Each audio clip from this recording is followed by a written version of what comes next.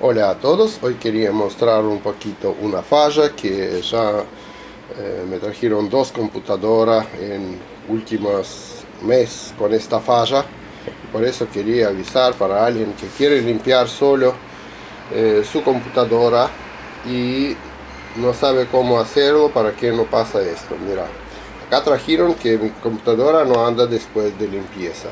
Cuando empezamos a revisar todo de todo, encontramos que ellos limpiaron su computadora solos y, digamos, cambiaron pasta sobre el microprocesador.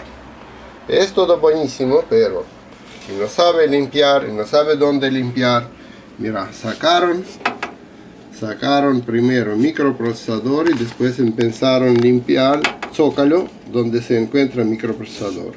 Si ustedes van a ver bien, van a ver que varios contactos de zócalo de placa madre está dañado. Esto cuando empieza a limpiar ahí zócalo.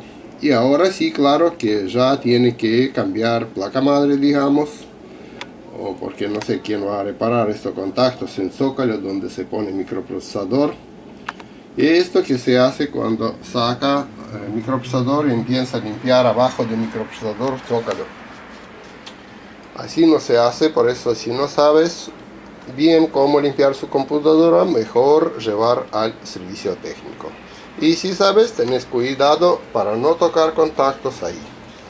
Lo mismo, tener cuidado para no romper estos conectores que tiene también patitas esta, porque después no puedes poner ventilador a su lugar, cooler. Bueno, chao, a ver si para alguien va a servir estos consejos.